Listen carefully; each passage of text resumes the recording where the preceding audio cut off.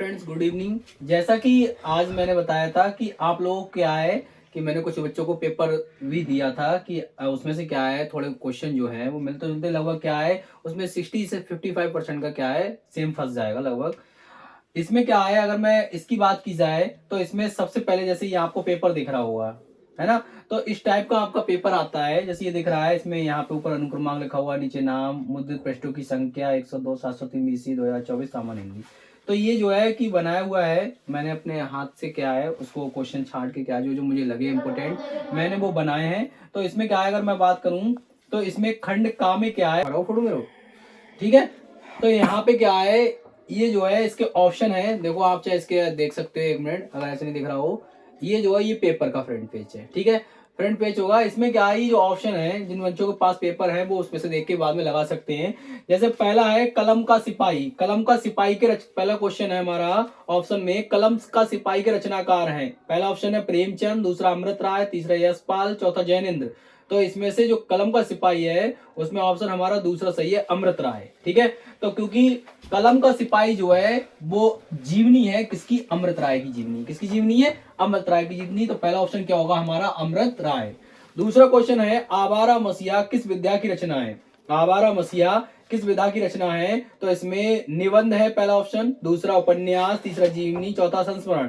तो आवारा मसीहा जो है वो जीवनी है, क्या है, जीवनी। तो कौन सा ऑप्शन सही है, थर्ड वाला ऑप्शन सही है। और इसमें जीवनी किसकी है, विष्णु प्रभाकर की। इसके अगर राइटर के भी नाम आ जाए, इसमें मैंने क्या विधा दे रखी है, अगर इसमें राइटर के भी नाम आ जाता है तो आवारा मसीह किसकी जीवनी है, विष्णु प्रभाकर की, ठीक है। अगला है हमारा बाणभट्ट की आत्मकथा किसकी रचना है। भारतेंदु हरिश्चंद्र की, प्रेमचंद की, आचार्य हजारी प्रसाद द्विवेदी की, जयशंकर प्रसाद की। तो जो बाणभट्ट की आत्मकथा है वो हमारा थर्ड वाला ऑप्शन सही है, आचार्य हजारी प्रसाद द्विवेदी। किसकी रचना है, आचार्य हजारी प्रसाद द्विवेदी। अगला है हमारा क्वेश्चन फोर्थ वाला ऑप्शन, इसमें मेरी स्फलताएं विधा रचना है। मेरी स्फलताएं किसकी रचना है, आचार्य हजारी प्रसाद द्विवेदी की, पहला ऑप्शन। दूसरा बाबू गुलाब राय की, और थर्ड है श्याम सुंदर दास की, और चौथा है प्रेमचंद की। तो मेरी स्फलताएं जो रचना है वो किसकी है, बाबू गुलाब राय की। क्या है ये, और है क्या ये, आत्मकथा है। मेरी स्फलताएं क्या है, ये आत्मकथा है बाबू गुलाब राय की। अगला क्वेश्चन है हमारा, आधुनिक युग की मीरा किसे कहा जाता है। आधुनिक युग की मीरा किसे कहा जाता है। पहला ऑप्शन है महादेवी वर्मा को, दूसरा मीराबाई को, तीसरा सुभद्रा कुमारी चौहान को, और चौथा मनु भंडारी को। तो किसको कहा जाता है, आधुनिक युग की मीरा कहा जाता है किसको, महादेवी वर्मा को। किसको कहा जाता है, महादेवी वर्मा को आधुनिक युग की मीरा कहा जाता है। गलत प्रिंट हो गया तो उसमें, ठीक है। अगला इसमें सेकंड के जो हमारे हैं ऑप्शनल, आप एक बार देख सकते हो इसका, चाहे तो स्क्रीनशॉट ले लेना जिन बच्चों के पास पेपर नहीं है, ठीक है, स्क्रीनशॉट ले सकते हो इसका, ठीक है। उसके बाद अगला जो है, इसमें अगला है सेकंड का, रीति काल के प्रतिनिधि कवि है। रीति काल के प्रतिनिधि कवि कौन है, जयशंकर प्रसाद, बिहारी लाल, आगे या चंद्रवरदाई। तो इसमें रीति काल के प्रतिनिधि कवि जो है वो सेकंड ऑप्शन हमारा बिल्कुल ठीक है, यहाँ पे बिहारी लाल, ठीक है। रीति काल के प्रतिनिधि कवि कौन है, बिहारी लाल। अगला हमारा है पृथ्वीराज रासो पद रचना है। पृथ्वीराज रासो क्या है, यानी महाकाव्य पहला ऑप्शन, दूसरा कविता है, तीसरा आत्मकथा है, चौथा खंड काव्य। तो जो पृथ्वीराज रासो जो है वो एक महाकाव्य, पहला वाला ऑप्शन बिल्कुल ठीक है, महाकाव्य। वो भी किसका है, चंद्रवरदाई का। इसके लेखक कौन है, चंद्रवरदाई। क्वेश्चन देखो दोनों तरीके से आ सकते हैं। अगर पृथ्वीराज रासो किसकी रचना है तो चंद्रवरदाई की रचना है, और ये है क्या, महाकाव्य है, ठीक है, एक महाकाव्य। अगला है हमारा, प्रकृति का सुकुमार कवि किसे कहा जाता है। तो प्रकृति का सुकुमार कवि किसे कहा जाता है, ये बहुत बार पूछा गया है, इस बार इसके आने के चांसेस हैं। रामधारी सिंह दिनकर पहला ऑप्शन, दूसरा जयशंकर प्रसाद, तीसरा सुमित्रा नंदन पंत, चौथा महादेव वर्मा। तो प्रकृति का जो सुकुमार कवि है वो किसे कहा जाता है, सुमित्रा नंदन पंत को। किसको कहा जाता है, सुमित्रा नंदन पंत। आंसर थर्ड ठीक है।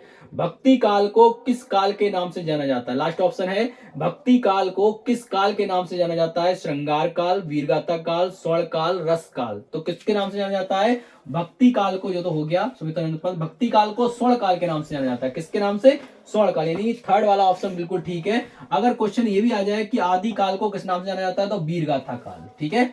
भक्ति काल को स्वर्ण काल, आदि काल को वीरगाथा काल, और रीति काल को प्रेम का काल, या फिर श्रृंगार काल। रीति काल को किस नाम से जाना जाता है, श्रृंगार काल के नाम से, ठीक है।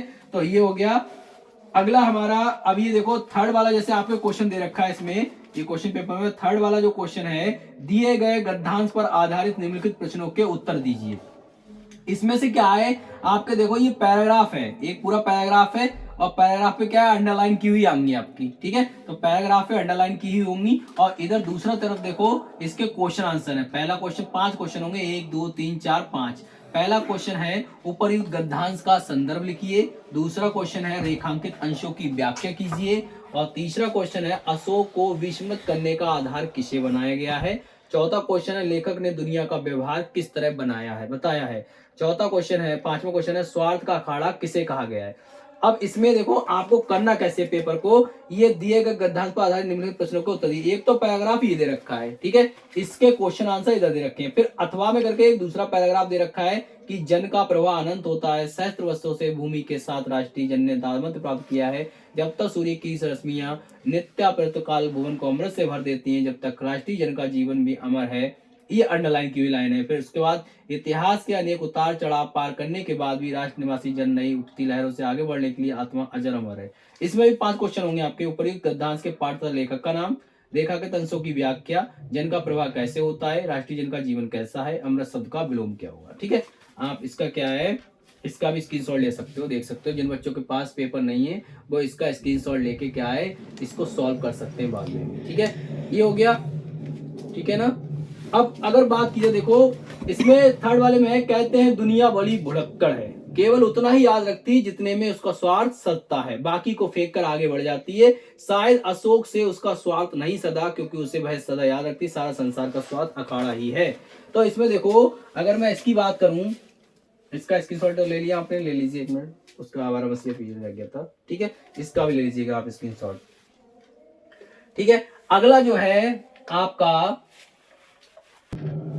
ठीक है, यहाँ पे जैसे पहला क्वेश्चन है, आपने बताया था भी ये यहाँ पे कि हमने बताया कि कहते हैं दुनिया बड़ी भुलक्कड़ है, केवल उतना ही याद रखती। इसके क्या है, पहला क्वेश्चन आपका है उपयुक्त गद्यांश का संदर्भ लिखिए। तो संदर्भ कैसे लिखेंगे हम कि प्रस्तुत गद्य अवतरण हमारी पाठ्य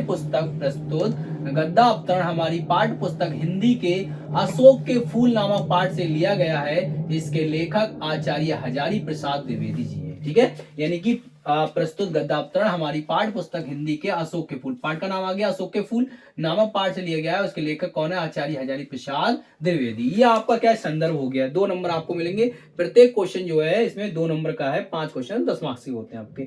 दूसरा है रेखांकित अंशों की व्याख्या कीजिए। तो जिसमें क्या है, ये अंडरलाइन आपको दिख रही है, कहते हैं दुनिया बड़ी भुलक्कड़ है, इसमें अंडरलाइन है, तो इसकी क्या व्याख्या अपने शब्दों में आपको लिखने देनी है। यहाँ पे हेडिंग डालना है व्याख्या, और व्याख्या उसकी आपको लिख देनी है, ठीक है। अगला क्वेश्चन है इसी में, अशोक को विस्मृत करने का आधार किसे बनाया गया है। तो अशोक को विस्मृत करने का आधार किसे बनाया गया है, यहाँ पे भुलक्कड़पन को, ठीक है। उसके बाद लेखक ने दुनिया का व्यवहार किस तरह बताया है, स्वार्थी बताया है। लेखक ने कैसे बताया है दुनिया का व्यवहार, स्वार्थी बताया है। स्वार्थ का अखाड़ा किसे कहा गया है, मानव को स्वार्थ का अखाड़ा किया गया है, भुलक्कड़पन को क्या है, स्वार्थ का अखाड़ा कहा गया है, ठीक है। ये हो गए क्वेश्चन आपके। अगला है जन का प्रवाह अनंत होता है, सहस्त्र अथवा वाला, यानी कि आपको ये वो कर लो आप या ये कर लो, पेपर को समझना है बड़े आराम से आपको। कि देखो इस थर्ड वाले क्वेश्चन में आपके 2 पैराग्राफ होंगे, कितने होंगे, 2 पैराग्राफ होंगे थर्ड वाले क्वेश्चन में, एक ये और एक ये। आपको क्या है इन दोनों में से, दोनों में आंसर दे रखे होंगे, लेकिन आपको क्या है चाहे पहला वाला कर लो चाहे अथवा में जो दे रखा है वो कर लो आपको, ठीक है। 5 क्वेश्चन ही आपको करना है, ऐसे ही फिर आगे है। तो जन का प्रवाह अनंत होता है, सहस्त्र वर्षों, ये किसका है, जन का प्रवाह अनंत होता है, वेरी इंपॉर्टेंट है। इसके क्वेश्चन देखो कैसे दे रखा है, उसमें ये संदर्भ लिखवा दिया आपसे। अब कह रहा है उपयुक्त गद्यांश के पाठ तथा लेखक का नाम लिखिए। तो पाठ का नाम क्या है, राष्ट्र का स्वरूप, जन का प्रवाह अनंत होता किसका है, राष्ट्र का स्वरूप, और लेखक कौन है, वासुदेव शरण अग्रवाल, ठीक है। रेखांकित अंशों की व्याख्या करनी है, तो जितने भी ये लाइनें हैं अंडरलाइन की क्या है आपको व्याख्या कर देनी है। यहाँ पे व्याख्या अपने शब्दों में लिख देना है इसकी, यानी बना के व्याख्या लिखनी होती है। ऐसा जरूरी नहीं कि ये जो है अंडरलाइन लिखी हो, इसी के अकॉर्डिंग क्या है थोड़ी सी शब्दों को बढ़ाकर लिखना होता है, वही व्याख्या कहलाती है, ठीक है। गद्य में ये होता है, गद्य में क्या होता है, व्याख्या कैसे लिखते हैं, व्याख्या आपको याद नहीं करनी कुछ भी, आपको क्या करना है, ये जो पैराग्राफ दे रखा है इसी को थोड़ा सा क्या है बढ़ा के लाइनों को, यानी कि अपन जैसे जन का प्रवाह अनंत होता है, जन मतलब लोगों का प्रवाह कैसा अनंत होता है, तो हम इसमें लिख सकते हैं कि जन सैलाब जो है, यानी कि एक व्यक्ति क्या है जन का प्रवाह बहुत अनंत होता है, कि क्योंकि व्यक्ति क्या है जिस ओर चल पड़ता है उसी ओर क्या है सभी लोग चल पड़ते हैं। तो ऐसे यहाँ पे बना के लिखना है आपको, ठीक है। राष्ट्रीय जन का जीवन कैसा है, तो राष्ट्रीय जन का जीवन कैसा है, यहाँ पे अमर है। कैसा है? इसी में देखो आंसर मिल गया, जब तक राष्ट्रीय जन का जीवन भी अमर है। तो राष्ट्रीय जन का जीवन कैसा है? अमर है। अमृत का विलोम शब्द क्या हो गया? अलग से पूछ लिया। अब आप इसमें ढूंढोगे कि अमृत का विलोम शब्द इसमें कहाँ है, तो इसमें नहीं मिलेगा आपको। ठीक है, अमृत शब्द का विलोम शब्द क्या होगा? अपने पास से आपको लिखना होगा, अमृत का क्या होता है? विष। ठीक है, अगला है फोर्थ वाला आपका, दिए गए पदांश पर आधारित निम्न प्रश्नों के उत्तर दीजिए। ठीक है, दिए गए पदांश पर आधारित निम्न प्रश्नों के उत्तर दीजिए। तो पहला है, प्रकृति के यौवन का श्रृंगार करेंगे कभी नवासी फूल मिलेंगे वे जाकर अतिशील आ उत्सुक है उनकी धूल। ठीक है, ये वाला पैराग्राफ आ गया, तो आपको इसको करना है। ठीक है, अब इसके क्या है भाई? इसके लिखना है, उपयुक्त पदांश का संदर्भ लिखिए, रेखांकित अंशों की व्याख्या कीजिए, श्रृंगार का स्थायी भाव, फूलों का क्या बनाया जा रहा है, पदांशों पर काव्यधारा सौंदर्य। ठीक है, इसको लिखना है। अब इसको मैं कर रहा हूँ, एक बार इसकी शॉट ले सकते हो, इसका स्क्रीनशॉट अगर लेना चाहो तो।